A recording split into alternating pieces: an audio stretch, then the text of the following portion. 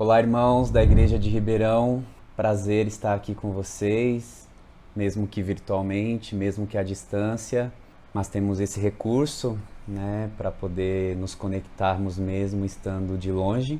Para quem não me conhece, eu me chamo Rivaldo, eu sou do leste aqui da Igreja de São Paulo.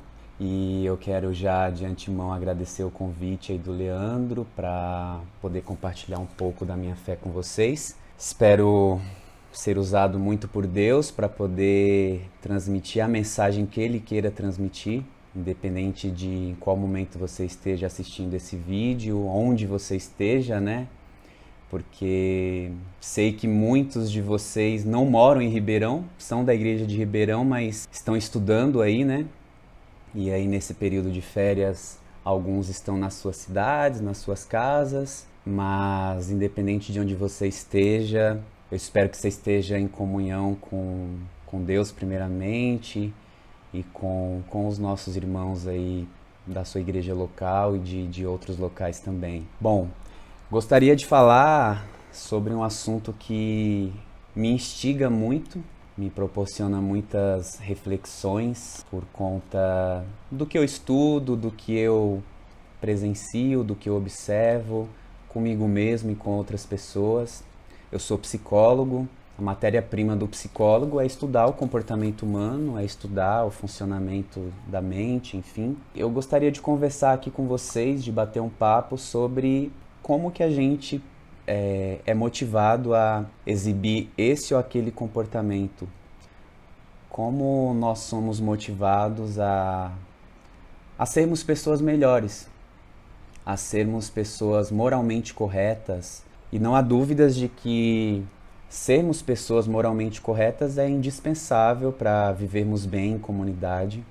É essencial nas nossas atitudes a gente considerar o outro, a gente se preocupar com o bem-estar do outro e não apenas com o nosso. É fundamental nós pensarmos no outro também nas nossas ações. E como é que somos motivados a sermos boas pessoas com alguém, a sermos corretos com alguém? E em relação a Deus, como é que ocorre essa motivação para sermos bons, para nos esforçarmos para agirmos corretamente?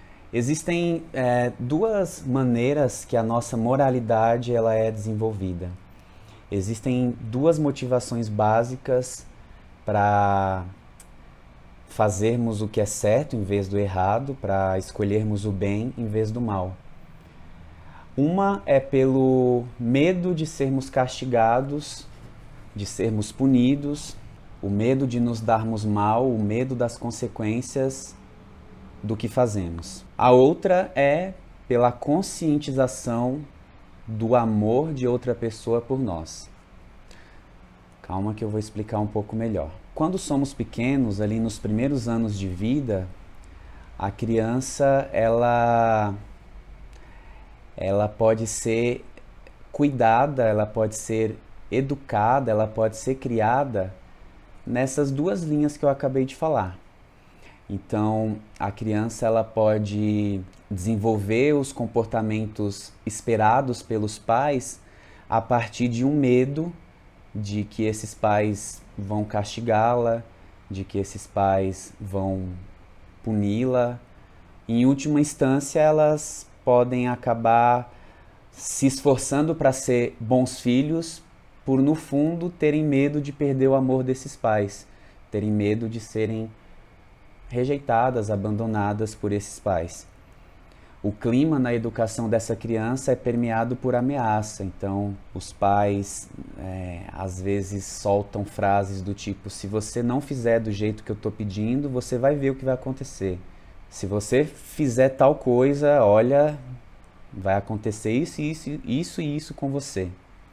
Então, essa criança ela acaba desenvolvendo os comportamentos que os pais esperam, sendo obedientes, cumprindo as regras, motivada basicamente por esse medo, por essa ameaça, pelo receio do que possa acontecer caso elas desobedeçam.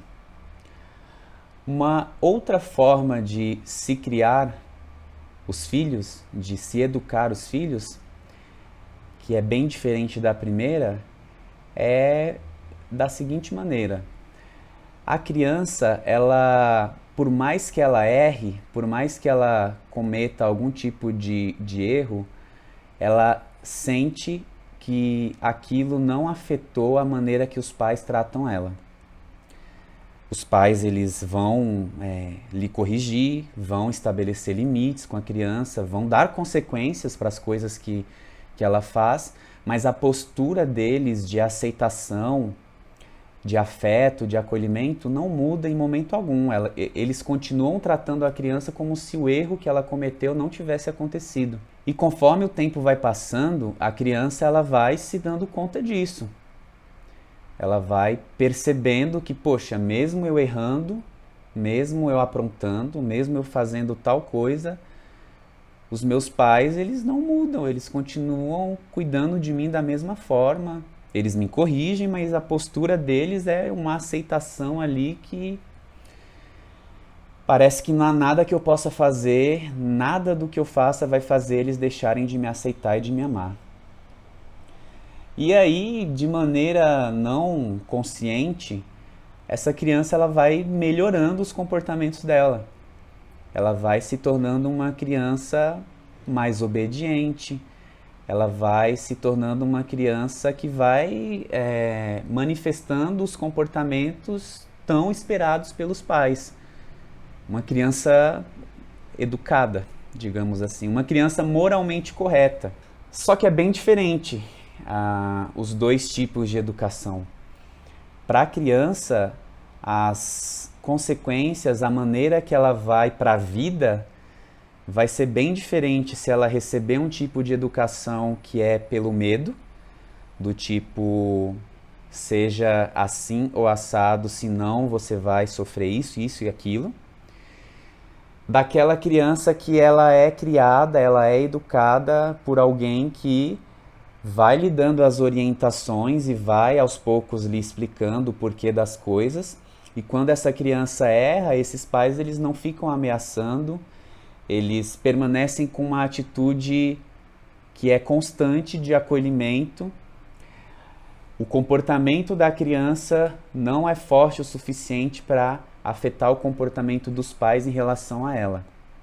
Então, se a criança vai lá e se comporta mal, é lógico, o pai vai ficar chateado, vai ficar magoado e vai expressar isso, mas a postura deles com a criança de acolhimento, de aceitação não muda. E aí essa criança ela vai se conscientizando cada vez mais dessa postura de amor dos pais para com ela e ela vai se transformando, vai se tornando uma criança cada vez melhor.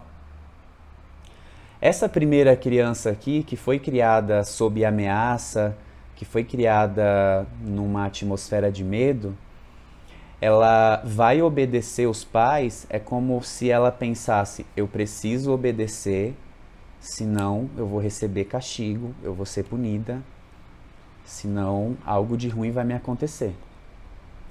Essa outra criança aqui, ela é como se ela pensasse, eu vou obedecer porque, eles me amam demais, eles me amam tanto que eu quero dar de volta esse amor para eles. E aí, se for olhar de longe, assim, aparentemente, ambas as crianças se comportam da mesma maneira, são obedientes, mas essa aqui vai crescer, tem uma tendência de crescer com muitos problemas emocionais.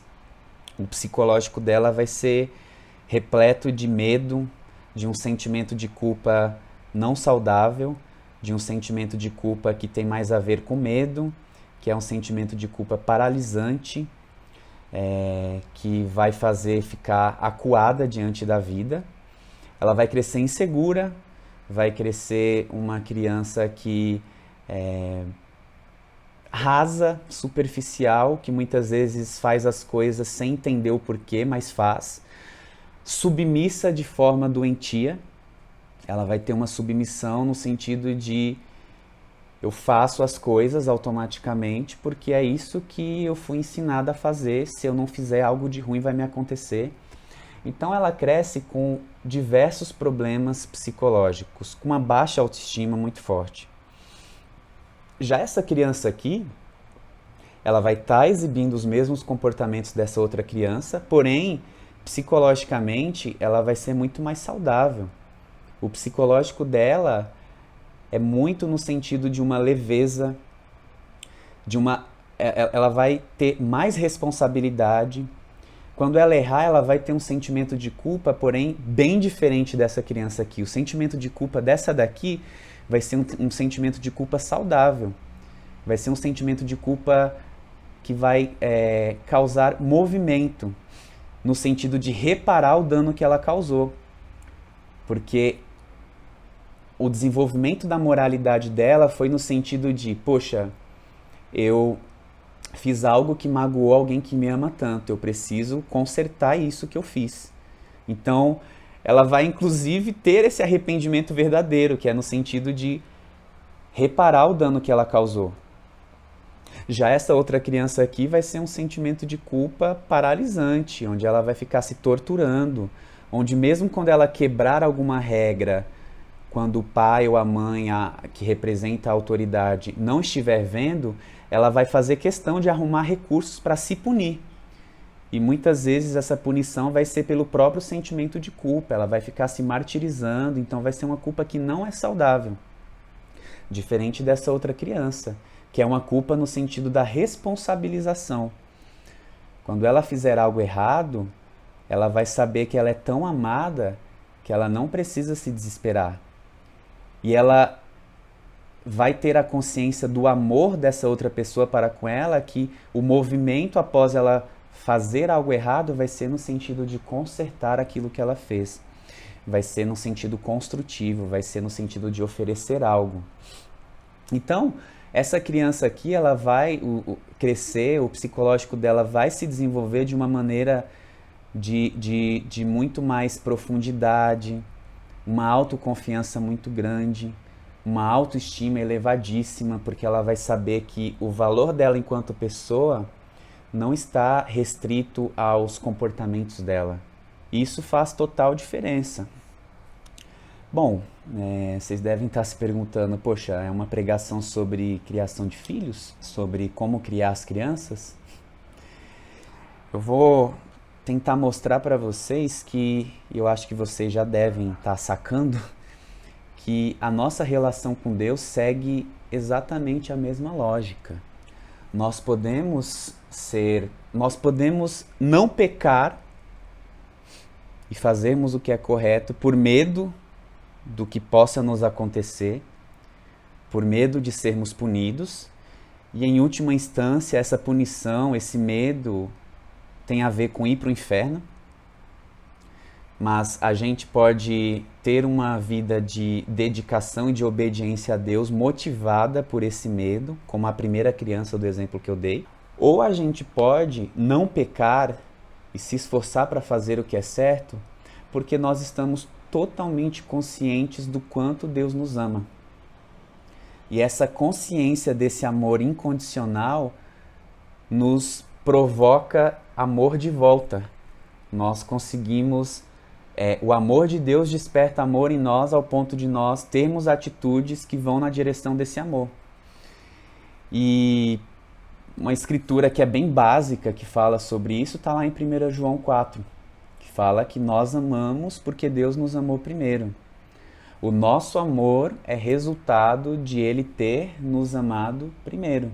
Assim como no exemplo que eu dei das crianças. Essa criança aqui, que foi educada pela aceitação incondicional, pelo amor, ela vai amar de volta esses pais e esse amor vai se manifestar nos seus comportamentos, mas porque ela foi se tornando cada vez mais consciente desse amor dos pais por ela. E com Deus é a mesma coisa. Nós podemos ser pessoas muito dedicadas a Deus, mas podemos estar com a motivação que não é a motivação que Deus espera, que é uma motivação que pode ter sido passada aí de gerações, podem ter nos ensinado, podem ter nos apresentado um Deus que é esse Deus aqui carrasco, onde a gente precisa lhe servir, precisa cumprir os seus mandamentos, cumprir os seus ensinamentos, porque senão o bicho vai pegar, porque senão a gente vai para o inferno. Ou a gente pode ter sido ensinado, podem ter nos apresentado um Deus que a base de tudo é amor, amor incondicional, a graça de Deus, né? Tem uma escritura que ela é bem conhecida, está lá em Hebreus 13:9, na versão NTLH, que diz assim: não se deixem levar por ensinamentos diferentes e estranhos que tiram vocês do caminho certo. É bom sermos espiritualmente fortes por meio da graça de Deus e não por meio da obediência a regras. E aí, reticências, porque aqui nesse contexto está falando de alimentação. Mas esse trecho eu considero como válido para tudo.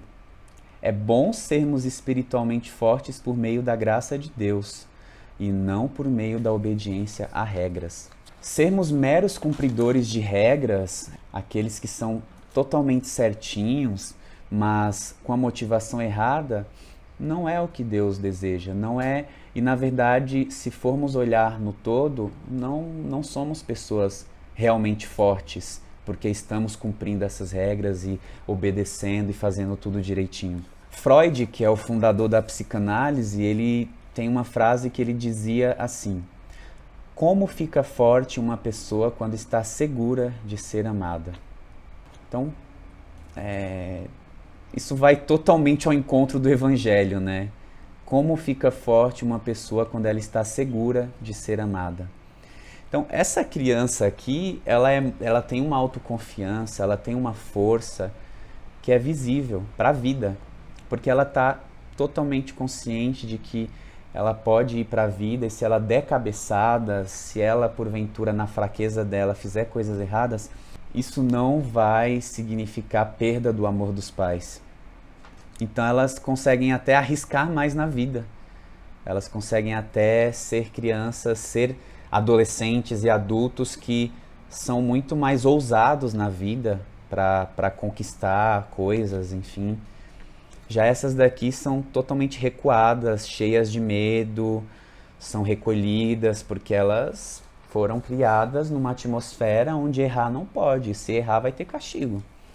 E aí elas ficam paralisadas diante da vida.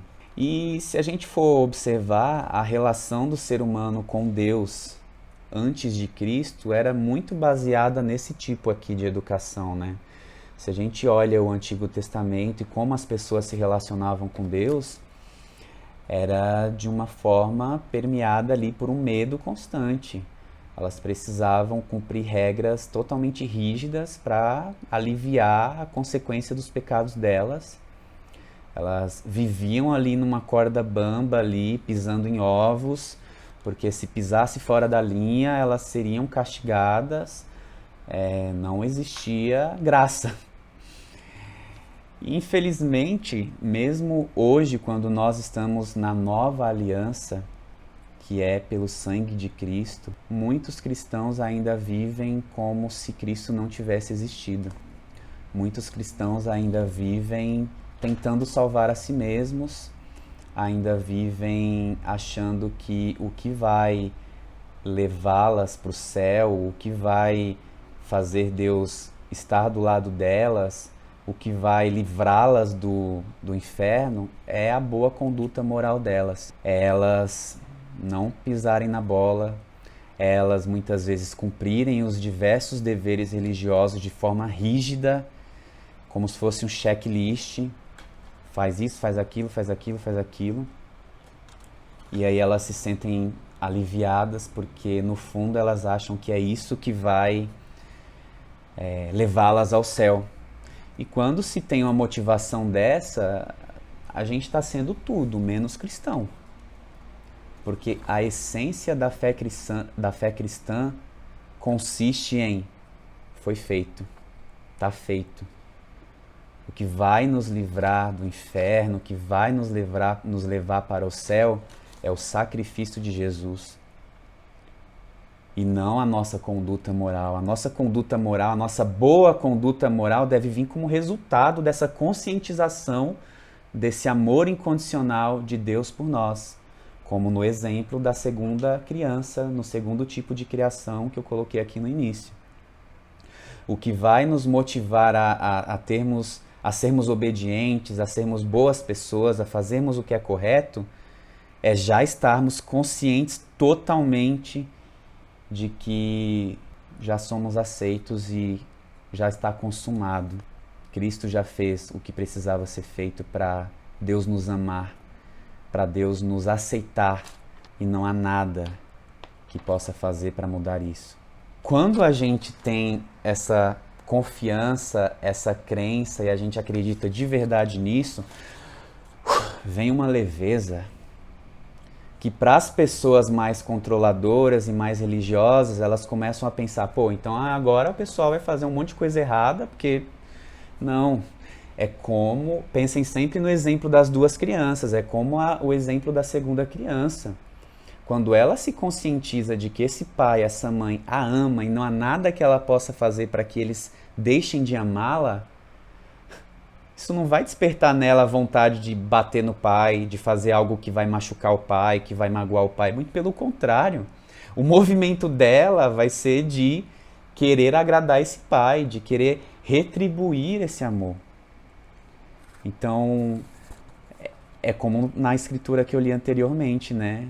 É bom sermos fortes pela graça de Deus, e não pelo medo, não por outro tipo de coisa, né? Em Efésios 2:8, escritura que é bem comum e todos nós conhecemos, né? Lá diz, somos salvos pela graça de Deus. A salvação tem a ver com Deus e não conosco. Deus nos ama tanto que Ele nos deu de presente essa salvação. E tudo isso que eu estou falando sobre a graça de Deus é para clarificar que o tipo de relação que Deus quer ter conosco é o segundo tipo que eu estava usando lá na forma de criação dos filhos. Ele quer que a gente se conscientize e experimente esse amor dele incondicional, e a partir daí nós seremos pessoas melhores. Vejam, é fazer o que é correto não para ser salvo, mas porque eu sou salvo. Isso muda completamente. Eu faço boas obras não para ser salvo, mas porque eu sou salvo. Isso muda totalmente a lógica das coisas.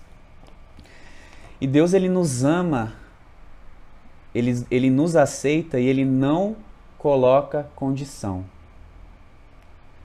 Na verdade, existe apenas uma condição, uma única condição para estarmos com Ele. Essa condição está descrita lá em Colossenses 1:23, eu vou ler na versão Nova Bíblia Viva, NBV. Colossenses 1:23, diz assim: a única condição é que vocês creiam inteiramente na verdade, ficando firmes e seguros nela, fortes no Senhor, convictos do Evangelho de que Jesus morreu por vocês, e nunca vacilando na confiança nele como Salvador. Esta é a notícia maravilhosa que chegou a cada um de vocês e agora está se espalhando pelo mundo inteiro. E eu, Paulo, me tornei ministro deste Evangelho. Vejam, a única condição é confiar em Jesus como Salvador. Eu sei que isso pode soar meio como clichê, né? Tem diversas denominações aí que tem aquela coisa emocional, aceita Jesus como Salvador e é aquela coisa ali de momento que a pessoa não está tendo a menor consciência do que está acontecendo. Não é disso que eu estou falando. Não é disso que eu estou falando. Pelo contrário, eu estou falando de uma conscientização desse amor. Uma conscientização cada vez mais ampliada desse amor incondicional de Deus, dessa aceitação incondicional. E esse é o Evangelho. Essa é a boa nova. Essa é a mensagem que devemos primeiro nos conscientizar e transmitir às outras pessoas. Essa é a mensagem. Esse é o Evangelho. Essa é a boa notícia. Quando a gente fala de evangelizar, não é ficar convertendo as pessoas a serem moralmente corretas. Evangelizar é tornar o Evangelho conhecido. E o Evangelho é isso que eu acabei de ler. Qualquer coisa que fuja disso é outra coisa, menos o Evangelho. Vamos transmitir o verdadeiro Evangelho. Mas antes vamos nos conscientizar desse verdadeiro Evangelho, né? Em 2 Coríntios 5,14, na versão NVT, Nova Versão Transformadora, diz assim: de qualquer forma, o amor de Cristo nos impulsiona, porque cremos que Ele morreu por todos, também cremos que todos morreram. É o amor de Cristo que nos impulsiona. É o amor de Cristo que nos motiva a sermos melhores. Não é o medo de sermos punidos. Não é o receio do que possa acontecer. Não é o assombro de ir para o inferno. Isso tudo pode fazer com que você tenha bons comportamentos, cumpra regras, mas você pode não ter nenhuma intimidade com o Pai. Você pode estar tendo uma vida moralmente aí correta, religiosamente admirável, mas no fundo não estar tendo nenhuma intimidade com o Pai. Como lá na parábola do filho pródigo, né? O filho mais velho cumpria ali tudo bonitinho, mas não conhecia o Pai. Não tinha intimidade com o Pai. E o filho mais novo, né, que ali estava tão consciente do amor do pai que foi para a vida, errou, e estava tão consciente desse amor do pai que foi reparar o erro. E o pai o aceitou imediatamente, sem fazer joguinhos, sem dar lição de moral, o aceitou imediatamente. Esse é o nosso Deus. Eu espero que vocês não entendam que eu estou aqui querendo dizer que vai lá e peca e faz um monte de coisa errada e que Deus vai perdoar. Não é isso. Eu acho que eu nem precisava falar isso, né? Porque a essência da mensagem não é essa. É o amor que vai nos motivar a ser pessoas realmente melhores. E para concluir, eu gostaria de ler uma das minhas escrituras favoritas. Uma das escrituras que mais mexem comigo. Uma das escrituras que mais me constrange, que está lá em 1 João 4,18, eu vou ler na versão NBV, que diz assim: no amor não existe medo. Seu perfeito amor por nós afasta todo o medo. Se estamos com medo, é porque tememos o seu castigo. E isso mostra que não estamos completamente convencidos de que Ele realmente nos ama. Receba esse amor e transborde. Deus Pai querido, Pai amado, obrigado, Deus, por esse amor que excede nosso entendimento. É um amor que às vezes é até difícil entender. E muitas vezes é até difícil aceitar, porque nós humanos não amamos como o Senhor ama. O nosso amor ele é condicionado, ele depende do bom comportamento do outro. Mas obrigado porque o Senhor não é assim, Deus. Obrigado porque o Teu amor ele cobre os nossos pecados. Por favor, nos ensina a amar da forma que o Senhor ama. Nos ensina, Deus, a melhor. Nos ajuda a termos a consciência desse Teu amor. Nos ajuda a estarmos convencidos desse amor. Nos conscientiza desse Teu amor incondicional por nós, Deus. Para que a gente transborde para quem está ao nosso redor. Muito obrigado. Em nome de Jesus. Amém. Obrigado, irmãos.